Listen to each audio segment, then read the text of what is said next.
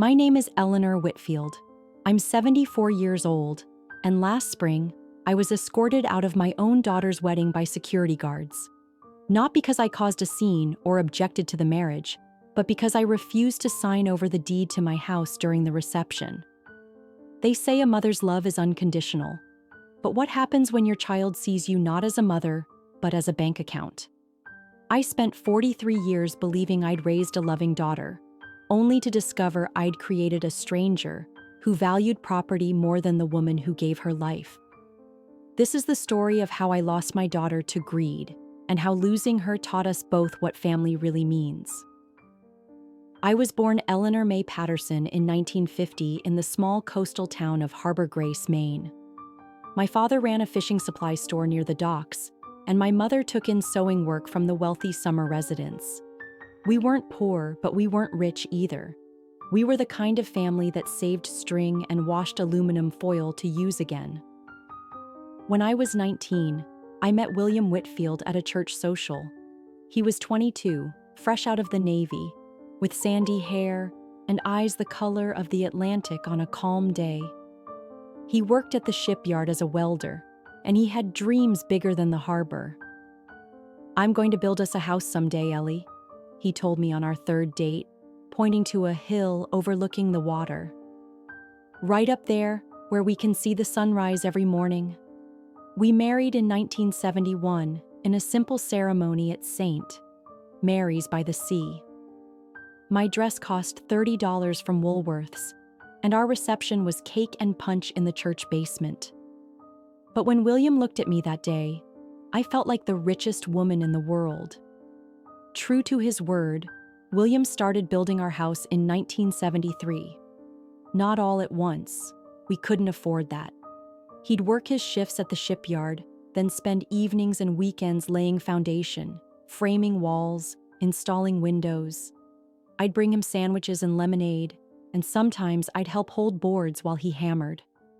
It took us 3 years to complete, but when we finally moved in during the autumn of 1976, every nail, every board represented our shared dreams.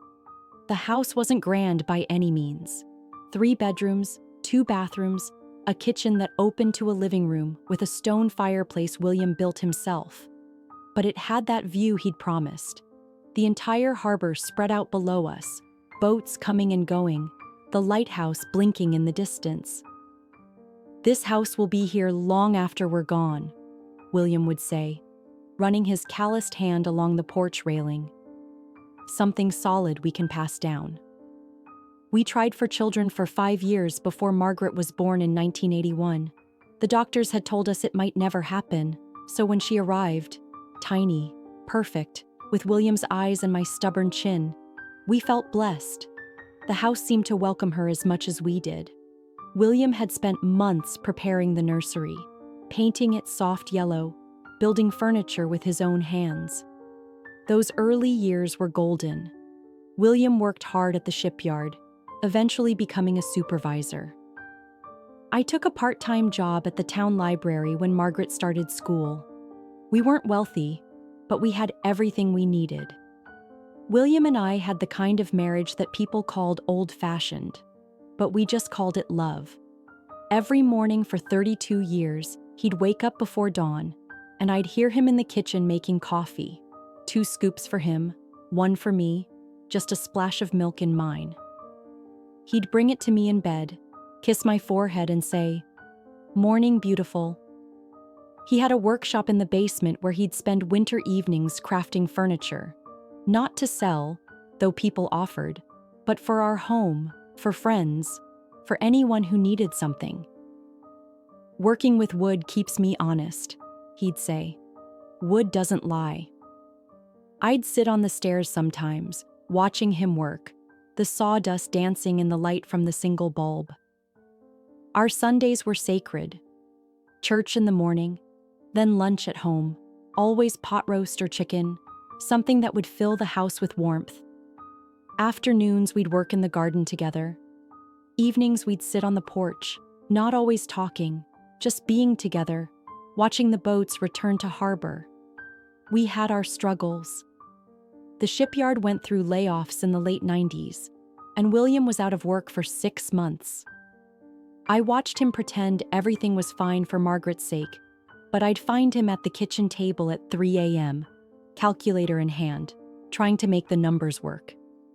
We ate a lot of beans and rice that winter. Told Margaret it was a fun new diet. We weathered it together. I took extra shifts at the library, and William picked up odd jobs, fixing roofs, building decks, anything that would help. He never complained, never let his pride get in the way of providing for his family. The cancer came in spring 2020, silent and sneaky like fog rolling in from the sea. Pancreatic, the kind that doesn't give you much time. The doctors gave him 6 months. William managed 8, just long enough to see one more Christmas, to see Margaret turn 40, though she barely visited. Those last months, we spent every moment we could on the porch. He'd tell me stories I'd heard 100 times, but I listened like they were new because I was memorizing his voice. He worried about leaving me, about the house being too much for me to handle alone. "This house is us," I told him. "As long as I'm here, you're here too." His final gift was typical William, practical and loving. He'd spent his good days that winter fixing everything he could think of in the house. New weather stripping, the kitchen faucet that had dripped for years, the loose board on the porch. He even wrote out instructions for things, how to winterize the pipes, when to clean the gutters. He died on a Thursday morning in January 2021, holding my hand, looking out the window at the harbor. His last words were, "Take care of our girl." I promised I would. Margaret had been the light of our lives from the moment she was born. As a child, she was curious about everything. Why the tide came in and out, how the lighthouse knew when to blink, where the boats went when they disappeared over the horizon. William would patiently answer every question, and when he didn't know, they'd look it up together. She was a good student, dedicated and kind. Teachers wrote things like, "Margaret is a joy to have in class," on her report cards. She played clarinet in the school band, not first chair, but she practiced every day in her room, the notes drifting down the stairs. High school brought the usual teenage challenges. She thought we were too strict about curfews and dating. But even in her rebellious moments, she was still our Margaret. She'd storm off to her room, then come down an hour later to apologize and ask what was for dinner. College was our biggest financial challenge. William and I had saved what we could, but it wasn't enough for the state university. Margaret worked summers at the ice cream shop on the pier. We took out a second mortgage on the house, something that made William lose sleep, but he never let Margaret know. "Education is the one thing no one can take away from her," he'd say. She studied business administration, coming home on weekends with laundry and textbooks. "I'm going to make you proud," she'd say when I brought her coffee and sandwiches late at night. "You already do," I'd tell her. After graduation in 2003, she got a job at an advertising firm in Portland, just an hour away. She'd come home for Sunday dinners, bringing stories about campaigns and clients, her eyes bright with ambition. William would listen with pride and bewilderment. "I don't understand half of what she's saying," he'd whisper, "but she sounds happy." The change in Margaret was gradual at first. She started canceling Sunday dinners, big presentations, important clients, networking events. When she did visit, she seemed distracted, always on her phone, talking about property values instead of asking about our garden. She started dating men we never met, relationships that seemed more like business partnerships. "This one has connections in Boston," she'd say, or "he knows people in real estate." When I asked if she loved them, she'd look at me strangely. "Love doesn't pay rent, Mom." The woman who used to help me plant bulbs in the fall was disappearing, replaced by someone harder, more polished, but less warm. When William got sick, she was supportive but efficient. She researched treatments, organized appointments, created spreadsheets. All helpful, but I missed the daughter who would have just held our hands. Still, I told myself it was just a phase. The little girl who collected sea glass on the beach was still in there somewhere. I had to believe that. The changes in Margaret accelerated after William's death. At the funeral, she stood beside me in a perfectly pressed black suit, accepting condolences with professional grace. But when Mrs. Henderson from next door broke down crying, remembering how William had fixed her fence, Margaret checked her watch. "The reception starts in 20 minutes, she whispered. 2 weeks after we buried William, Margaret arrived with a briefcase. Not a casserole or flowers, but a briefcase. "We need to talk about the house, Mom," she said, spreading papers across the kitchen table where William's coffee mug still sat. "What about the house?" I asked, though my heart already knew. "It's too big for you now. The maintenance, the stairs, the heating costs. I've found some nice senior living communities. I'm not leaving," I said simply. She sighed like I was a child refusing medicine. "Mom, be practical. This place is worth a lot now. The harbor view alone, you could sell, get something smaller, and have money left over. Your father built this house. I'm not selling it." That was our first real conflict. Margaret left with her papers, but I could see calculations still running behind her eyes. She started bringing up the house in every conversation. When I mentioned the gutters needed cleaning, she'd say, "See? This is what I mean about maintenance." Every memory I shared became evidence for her case that I should leave. Then came Derek.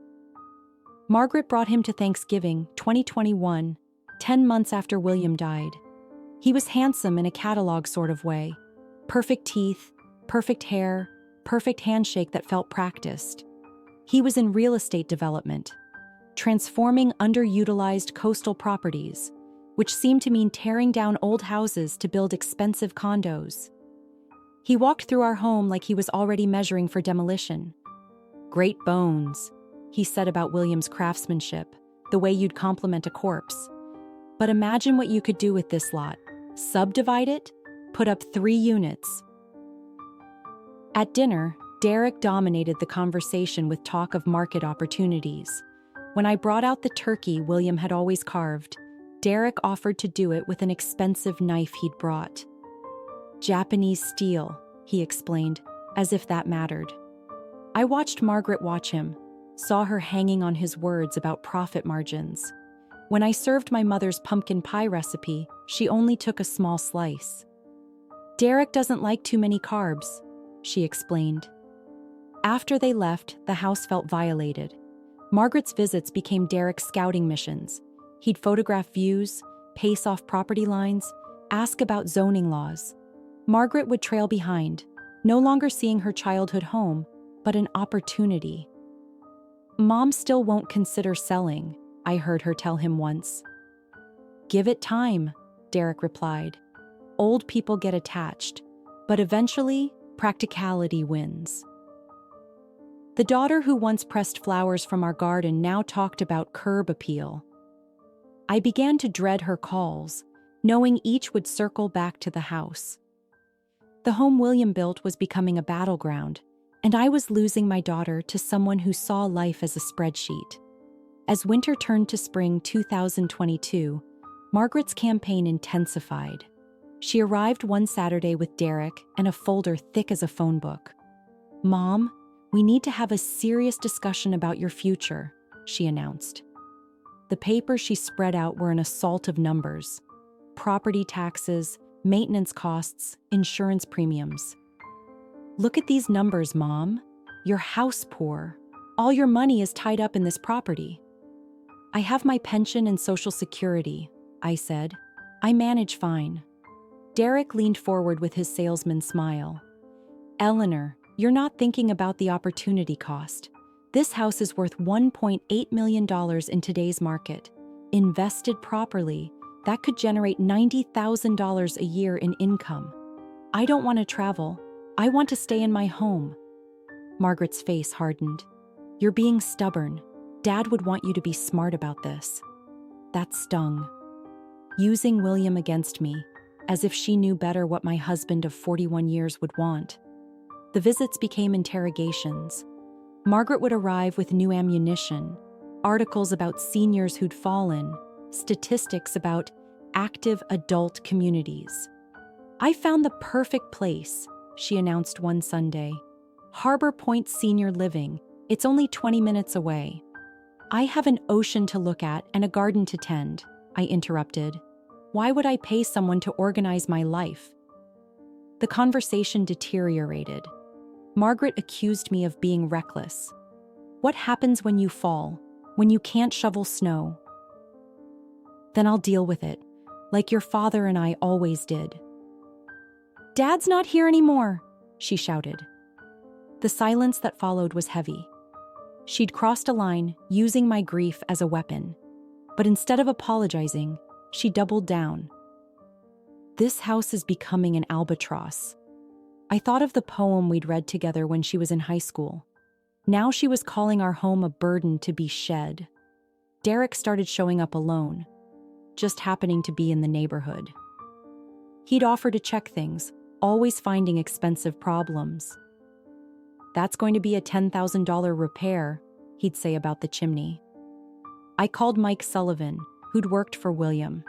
The chimney needed $500 in repointing. The electrical was fine. When I confronted Margaret about Derek's inflated estimates, she didn't deny it. "He's trying to help you see the reality." By lying? By showing you worst-case scenarios. Spring brought what Margaret called an intervention. She arrived with Derek, his business partner, and a real estate agent. They sat in my living room like a tribunal, presentations ready. "We've put together a comprehensive plan," Margaret said. "We can list the house next week. I've already put a deposit on a unit at Harbor Point." "You did what?" I stood up, knees protesting but indignation stronger. "It's refundable," Derek said smoothly. "We wanted to secure it." I looked at my daughter, searching for any sign of the girl who used to bake cookies with me. "Get out," I said quietly. "Mom, all of you. Get out of my house." After they left, I sat in William's chair, looking at our wedding photo. If I'd known what our daughter would become, would I have done anything differently? Margaret's wedding was set for June 21st, 2023. Despite our estrangement, I threw myself into helping. Perhaps, I thought, if I showed her I was still her mother, still capable, she'd remember who we used to be to each other. I offered to make the wedding cake. I'd taken decorating classes years ago, but Margaret declined. "We've hired someone from Boston," she said. "Very modern." I suggested my wedding dress, vintage now and beautifully preserved. "That's sweet, Mom, but I've bought something contemporary." Every tradition, every offer was rebuffed. I wasn't needed for anything. The morning of the wedding dawned crystal clear. I put on my navy dress, the one William had loved, and pinned on the corsage Margaret had sent. Looking in the mirror, I saw all my years reflected back. The wedding was at the Seaside Grand Hotel, expensive beyond measure. I arrived early, hoping for a moment with Margaret, but was directed to my seat by a coordinator with an earpiece. The ceremony was beautiful in a magazine way. Everything perfect, everything cold. When the officiant asked who gave this woman to be married, I stood alone. "Her mother," I said, voice catching. Margaret didn't look at me. The reception was where everything unraveled. I was seated at table 8 with distant relatives and Derek's business associates. Not at the family table, not near my daughter, but off to the side like an afterthought. During dinner, Derek stood and clinked his champagne glass. "Before we continue celebrating," he announced, "Margaret and I have exciting news to share." Margaret stood beside him, radiant in her designer gown. "As you know, Derek and I are starting our new life together. We're thrilled to announce we'll be building our dream home right here in Harbor Grace." Polite applause rippled through the room. My heart lifted slightly. Derek continued. The location is absolutely perfect. A hillside lot with stunning harbor views, where we'll create a modern architectural masterpiece. Something cold crawled up my spine. Of course, Margaret added, looking directly at me. We'll need to clear the existing structure, but sometimes you have to let go of the past to build the future. The room seemed to tilt. They were talking about my house. I'm sure my mother will be happy to sign the papers today, Margaret continued, producing a folder. Consider it our wedding gift. After all, she's moving to Harbor Point next month anyway. Silence. 200 guests turned to look at me. I sat frozen, the corsage suddenly heavy. Eleanor, Derek called out, would you come up here? Let's make it official. I stood slowly, aware of every eye. The coordinator appeared, guiding me toward the head table where Margaret waited with papers and a pen. Mom, she said softly, just sign. We'll discuss details later. I looked at the papers. A deed transfer. Today's date already filled in. No, I said. Margaret's smile flickered. Mom, don't make a scene. I said no. Derek stepped forward. Eleanor, you're overwhelming yourself. You want to tear down my husband's house for some monstrosity, I said clearly. The house where Margaret was raised. And you want me to sign it away at your wedding? You're embarrassing yourself, Margaret hissed. No, you're embarrassing yourself. Derek grabbed my elbow. I think Eleanor needs air. I yanked away. Don't touch me. Mom, please, Margaret said, eyes hard. Either sign or leave. Margaret, I'm your mother. Then act like it. Support my happiness. I won't sign. Margaret's face transformed. Then you need to leave. Security guards appeared, escorting me out as guests watched in stunned silence. My own daughter had thrown me out of her wedding for refusing to surrender my home. Outside the hotel, the summer evening mocked me with its beauty. The security guards waited until I got in my car. I sat there, hands shaking too badly to start the ignition. Through the windows, I could see the reception continuing, the moment already being smoothed over. I drove home on autopilot. By the time I pulled into my driveway, the sun was setting over the harbor. Inside, the house felt different, like it knew what had almost happened. I walked through each room, touching walls, remembering. Here was where Margaret had drawn on the wallpaper. There were her height marks on the doorframe. That night, I didn't sleep. I sat at the kitchen table and made plans. Sunday morning, I called my lawyer, Patricia Coleman. I need to see you first thing Monday, I said. It's urgent. Eleanor, are you all right? My daughter tried to force me to sign over my house at her wedding. When I refused, she had security throw me out. Silence. I'll clear my morning, Patricia said. I spent Sunday organizing papers, finding documents. Margaret called 17 times. I didn't answer. She left angry voicemails, alternating between accusations and demands. Derek called too, his message threatening. You're making a mistake, Eleanor. Don't force us to take legal action. Monday morning, I told Patricia everything. She took notes, expression growing more concerned. First, she said, they have no legal grounds to force you from your home. You're of sound mind. The house is paid for. They can't do anything. But they'll try. Probably. Patricia leaned back. What do you want to do? I'd thought about it all night.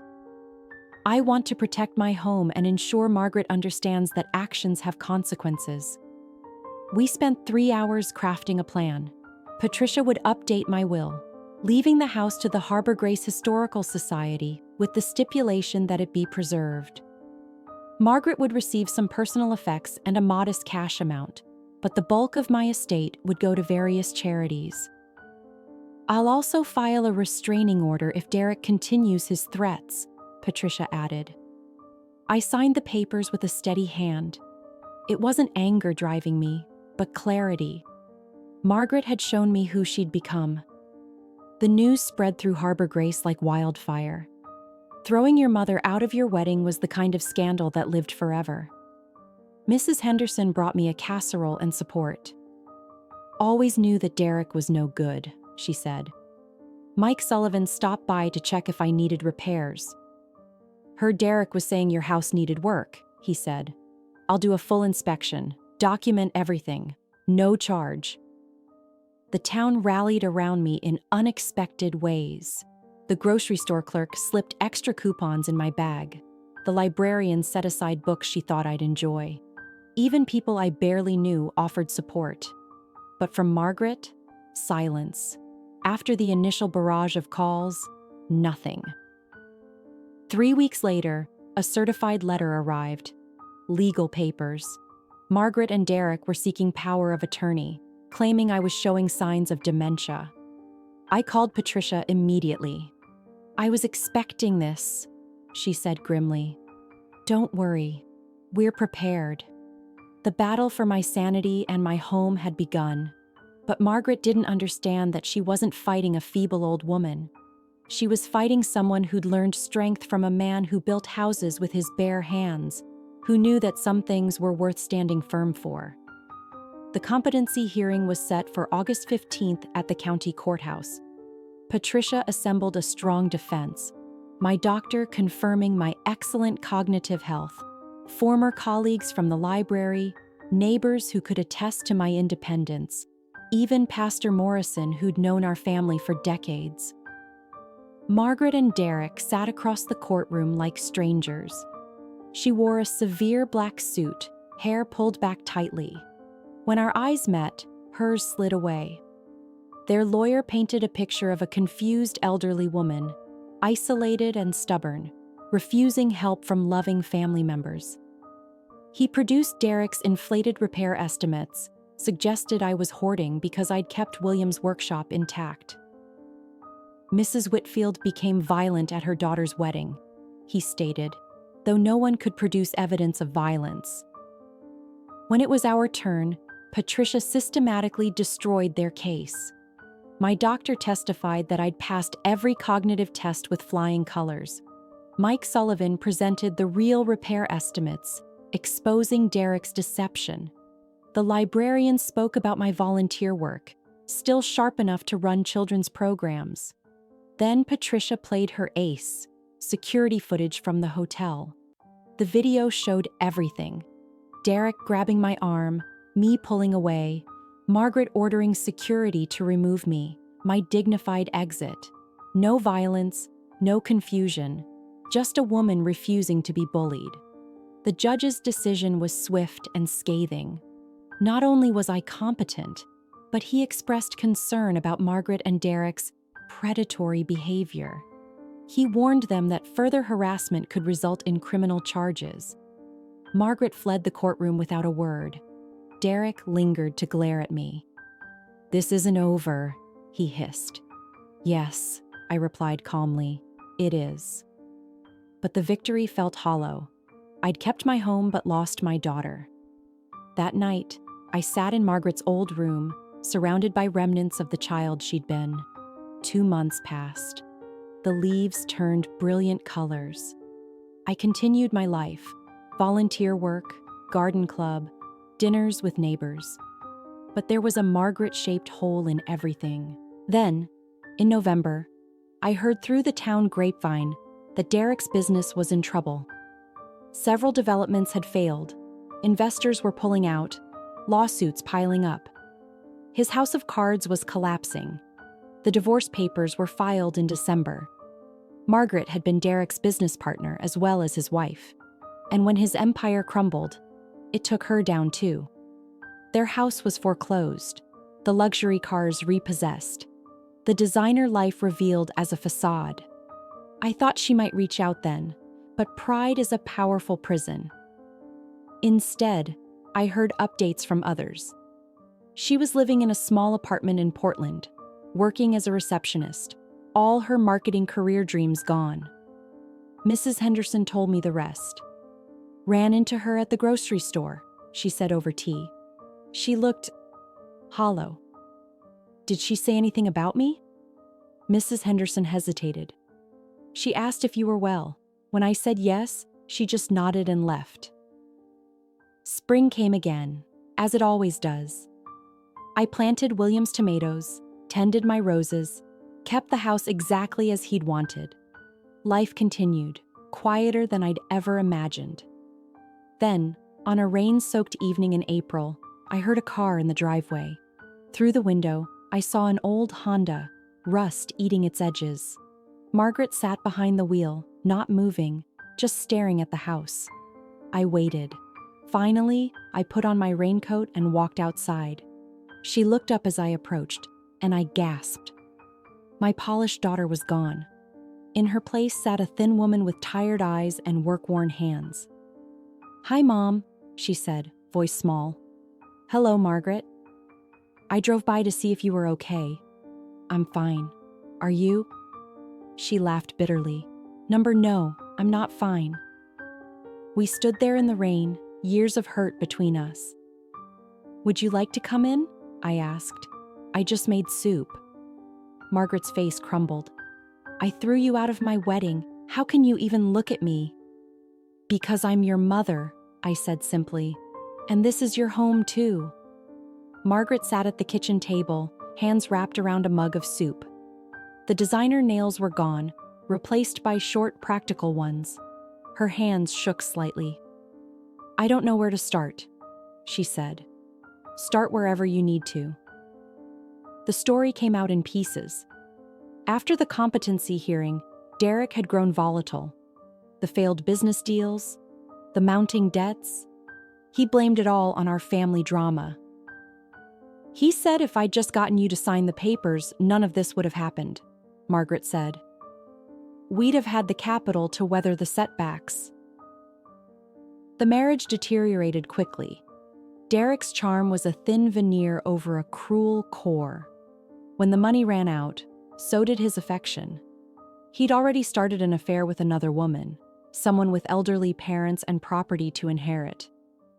The day he served divorce papers, he actually said I'd been a bad investment. Margaret's laugh was bitter. That's all I was. The divorce had been brutal. Derek's lawyers were better, and he'd structured their assets to protect himself. Margaret lost everything: the house, the cars, their savings. Her advertising firm had dissolved when Derek's reputation tanked, taking her career with it. "I went from 6 figures to minimum wage in 3 months," she said. "Turns out when you burn bridges for someone, you're left on an island when they leave."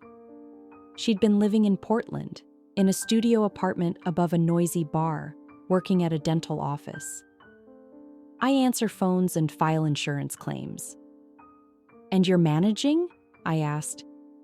"Barely." She looked around the kitchen, eyes lingering on her old height marks. "I eat a lot of ramen, shop at thrift stores, all the things I used to think were beneath me." We sat in silence. Outside, the rain had turned to drizzle. "Do you know what the worst part is?" Margaret asked. "It's knowing what I threw away. Dad built this place because he loved us. You maintained it because it holds our whole life. And I tried to tear it down for a man who saw me as a transaction." "You were lost," I said gently. "I was greedy," she corrected, "and cruel. I let Derek convince me that everything meaningful was just property to be leveraged." She told me about nights she'd driven by but couldn't stop. The holidays spent alone, too ashamed to reach out. The moment she'd realized she'd become someone her father wouldn't recognize. "I found one of Dad's old pay stubs," she said, "from 1985. He made in a month what Derek spent on lunch. But Dad was wealthy in ways Derek could never understand." "Your father measured things differently," I agreed. "I threw you out of my wedding." The words came out raw. "Because you wouldn't sign papers. What kind of person does that?" "A person who forgot who she was," I said. "But you're remembering now." Margaret shook her head. It's too late. I can't undo what I did. No, I said. But you can choose what happens next. She looked at me then, really looked, and I saw my daughter again. Not the polished stranger, but the girl who'd helped me plant bulbs and believed the world was full of wonders. I don't deserve forgiveness, she whispered. Forgiveness isn't about deserving, I said. It's about love choosing to be bigger than hurt. Margaret began to cry, deep, ugly sobs of real grief. I moved around the table and held her, feeling how thin she'd become. I'm so sorry, Mom, she gasped. I'm so sorry. I know, I said, stroking her hair. I know. We stayed like that for a long time in the kitchen William built. When her tears finally slowed, I made more soup, and we talked until the rain stopped. Not about the past, that would take time, but about small things. It's late, I said eventually. You should stay. Your room is as you left it. Are you sure? This is your home, I said firmly. That hasn't changed. That night, my daughter slept under our roof again, and I lay in bed, hoping William knew that our girl was finding her way back. Margaret stayed for a week, then returned to Portland to properly close that chapter of her life. I need to do this right, she said, not run from one life to another. She came back in May with everything she owned fitting in her old Honda. Watching her unload just 2 suitcases and a few boxes, I remembered the girl who'd left for college with a car packed to the roof. I'm not moving home to be taken care of, she said firmly. I need to contribute, to work, to rebuild properly. She found a job at the Harbor Grace Library, my old workplace. The pay was modest, but she approached it with humility I'd never seen before. She organized children's programs, helped seniors with computers, cataloged donations with genuine care. Mrs. Whitfield trained you well, the head librarian told her, not knowing I was within earshot. You have her touch with the children. Margaret glowed at the comparison. We established new rhythms. She insisted on paying rent, though I tried to refuse. I need to, she said. Let me give something back. She helped with maintenance, learning to do things Derek would have hired others for, cleaning gutters, painting trim, basic repairs. One evening, I found her in William's workshop, running her hands over his tools. I remember the sound of him working down here, she said. He'd be happy to see you using them, I said. I don't know how. Then learn. She started small, fixing a loose cabinet door, replacing a broken fence slat. Mike Sullivan, hearing about her interest, offered to teach her basic carpentry. Margaret threw herself into learning with determination. The town watched her transformation with the wariness small towns reserve for prodigals. But Margaret didn't expect instant forgiveness. She volunteered at the food bank, helped with the church fair, showed up wherever hands were needed. Slowly, person by person, she earned back respect. The biggest change was in how she saw the house. Instead of square footage and property values, she began seeing stories in every board. She discovered William's pencil marks on beams, notes he'd written during construction. She found the heart he'd carved in the attic. He really loved you, she said one day, tracing the carved initials. He loved us both, I corrected. We began working on projects together, restoring the garden, updating the kitchen while keeping its character, going through photos and memories. Each task was a form of healing. One autumn afternoon while planting bulbs, Margaret said, I've been thinking about Derek's plan to subdivide this property. 3 houses, maybe 4. Destroying all of this for money. How could I have thought that was right? You weren't yourself, I said. But I was, she insisted. That greedy person, that was me too. She's still in here somewhere. Good, I said, surprising her. Remember her. Let her remind you who you don't want to be. Winter came early. We spent evenings by the fireplace, Margaret learning to knit while I read aloud. She was making a scarf, full of dropped stitches and uneven tension. "It's terrible," she laughed, holding up the misshapen fabric. "It's beautiful," I said, meaning it. Every imperfect stitch showed effort, humility, growth. The anniversary of William's death approached. Margaret had missed the last 3, but this year she took the day off. We visited his grave together, bringing tools to clean the headstone and flowers from our garden. "I'm sorry I wasn't here," she said to the granite marker. "I'm sorry I forgot what you taught me. I'm trying to be someone you'd recognize again." That evening she cooked dinner. Nothing fancy, just the pot roast William had loved. We ate in the dining room, his chair no longer feeling empty. "I've been thinking about the will," Margaret said. "I know you changed it, and I understand why. I don't want you to change it back. The charities, the historical society, they'll honor what Dad built. I've learned that inheritance isn't money. Being here, learning what you and Dad knew, that's my inheritance." I studied my daughter, hair in a simple ponytail, wearing one of William's old shirts, hands rough from honest work. The designer stranger was gone. "We'll see," I said. "There's time to decide." Spring 2024 arrived with unusual warmth, coaxing early blooms from the garden Margaret and I had restored together. She'd been home for a full year, and the changes in both of us were profound. The house, which had felt so empty after William's death, was alive again. Margaret had been promoted at the library, not to management, but to head of children's programming. She approached it with joy rather than ambition. Parents stopped me at the grocery store to praise her programs. "Your daughter has a gift," one mother said.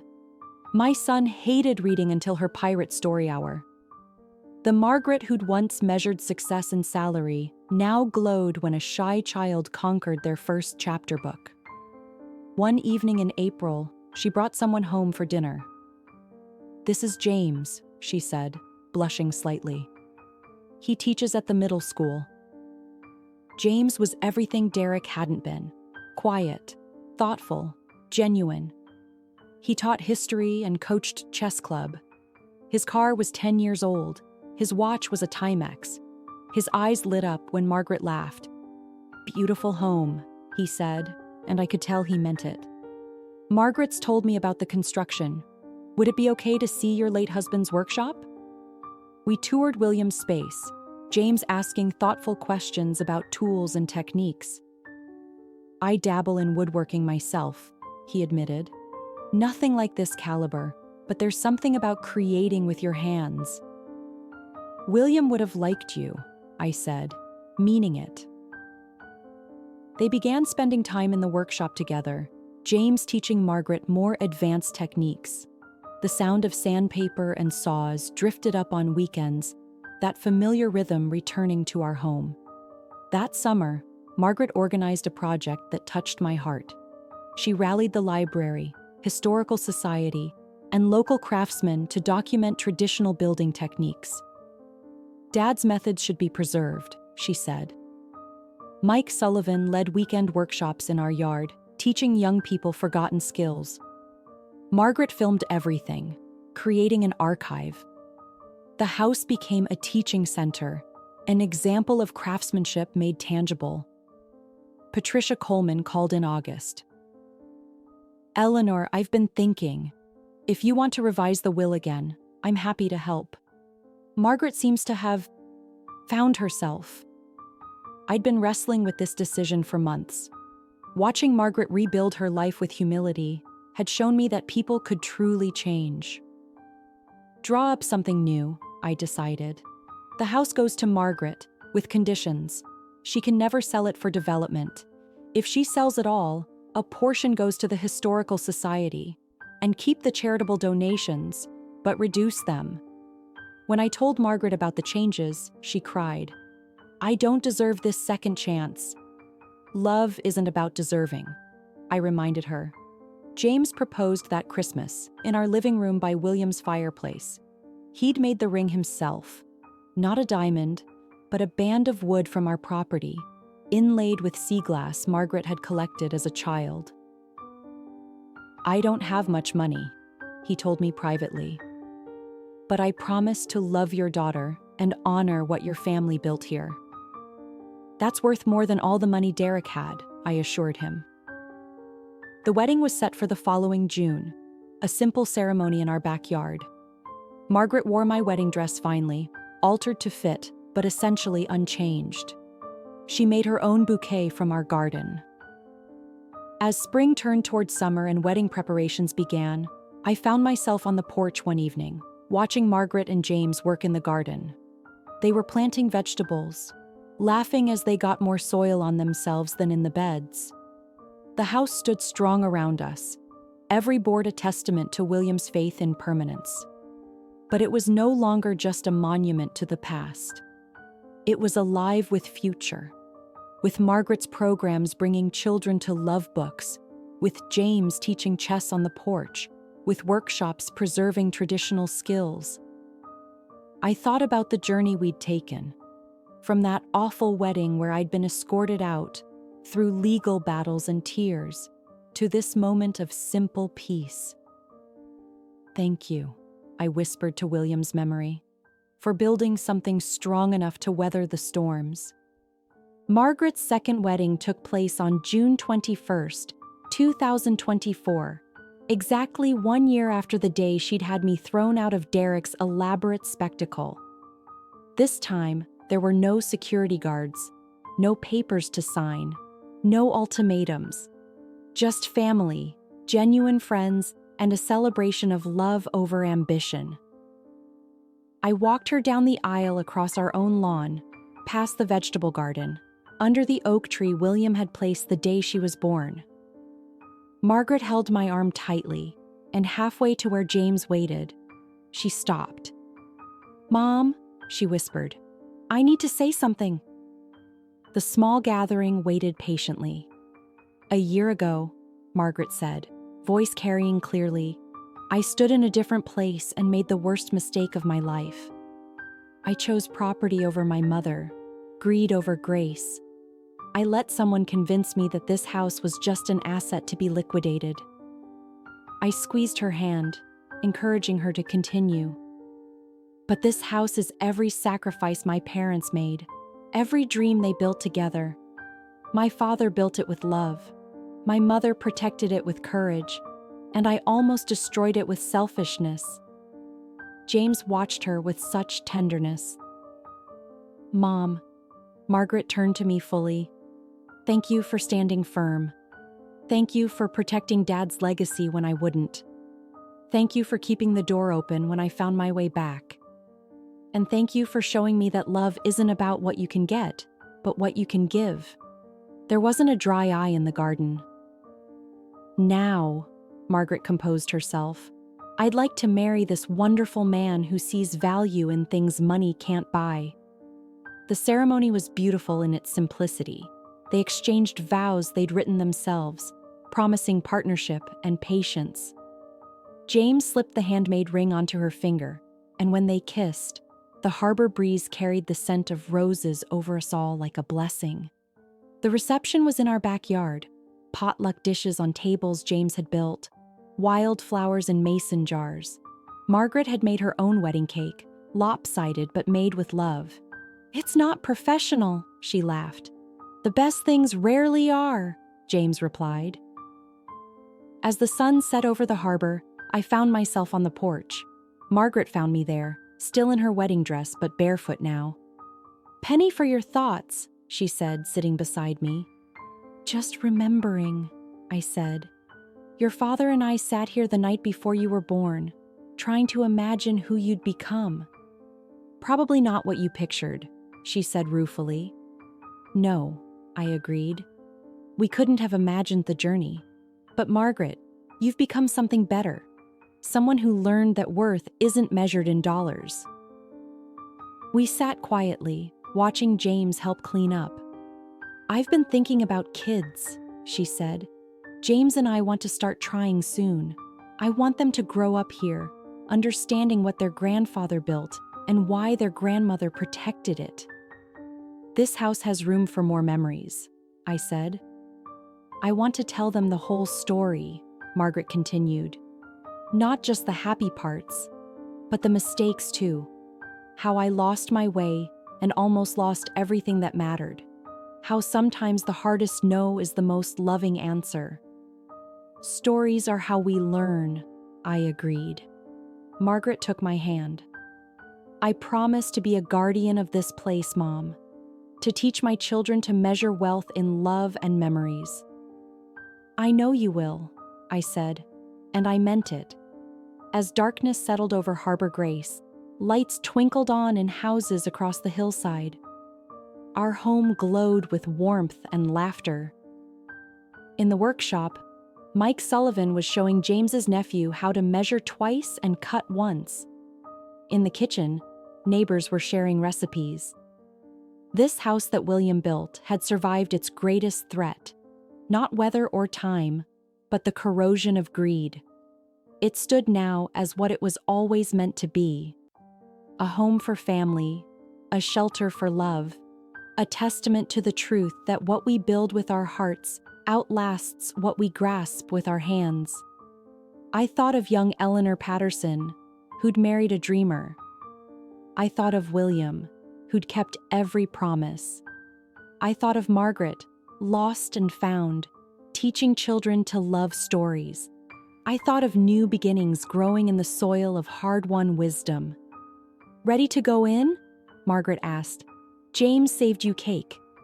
"In a moment," I said. "I'm just grateful."